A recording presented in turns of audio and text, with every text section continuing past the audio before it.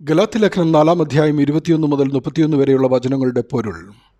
ഇവിടെ ഒരാൾ നിയമത്തിൽ, മറ്റേയാൾ കൃപയിൽ; ഒരാൾ ലൗകികതയിൽ, മറ്റേയാൾ ആത്മീയതയിൽ; ഒരാൾ ജഡത്തിൻ്റെ ഇഷ്ടത്താൽ, മറ്റേയാൾ വാഗ്ദാനപ്രകാരം ആത്മാവിനാൽ; ഒരാൾ സാറായിയുടെ നിർദ്ദേശപ്രകാരം, മറ്റേയാൾ ദൈവത്തിൻ്റെ ഇഷ്ടത്താൽ; ഒരാൾ ദാസിയും അടിമയും, രണ്ടാമത്തെയാൾ സ്വതന്ത്ര; ഒരാൾ അബ്രാമായിരുന്നപ്പോൾ ജനിച്ചു, മറ്റേയാൾ ബഹുജാതികൾക്ക് പിതാവായ അബ്രഹാം ആയിത്തീർന്നതിന് ശേഷം ജനിച്ചു; ഒരാൾ അബ്രാമിൻ്റെ പരിച്ഛേദനയ്ക്ക് മുൻപ് ജനിച്ചു, രണ്ടാമത്തെയാൾ പഴയ നിയമത്തിലെ മാമോദീസായായി ദൈവം കൽപ്പിച്ചു കൊടുത്ത പരിച്ഛേദനയ്ക്ക് ശേഷം ജനിച്ചു; ഒരാൾ പാപത്തിൻ്റെ അടിമയും നിയമത്താൽ ചുറ്റപ്പെട്ടവനും, നിയമത്തിലൂടെ നീതീകരിക്കപ്പെടുവാൻ ശ്രമിക്കുന്നവനുമെങ്കിൽ, മറ്റേയാൾ കൃപയാൽ നീതീകരിക്കപ്പെട്ടവനും യേശുക്രിസ്തുവിലൂടെ സ്വതന്ത്രനും രക്ഷയിലേക്ക് പ്രവേശിക്കപ്പെട്ടവനും ആകുന്നു.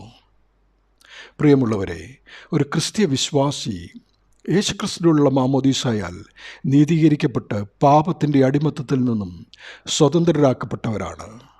പൗലോസ് അപ്പോസ്തലൻ അവരെ വിശുദ്ധർ എന്ന് വിളിക്കുന്നു. അവർ ജഡത്തിൻ്റെ ഇഷ്ടപ്രകാരം ജനിച്ചവരാകരുത്, വാഗ്ദാനപ്രകാരം ദൈവത്തിൻ്റെ ആത്മാവിനാൽ സൃഷ്ടിക്കപ്പെടേണ്ടവരാണ്. അവർ ജീവിക്കേണ്ടത് കൃപയാലാണ്. നാമും നമ്മുടെ തലമുറകളും വാഗ്ദാനത്താൽ ജനിച്ച സന്തതിയായി ക്രിസ്തുവിലുള്ള വിശ്വാസത്തിൽ കൃപയിൽ ജീവിക്കുവാൻ വേദഭാഗം നമ്മെയും ഉപദേശിക്കുന്നു. ദൈവനാമം മഹത്വപ്പെടട്ടെ. ആമീൻ.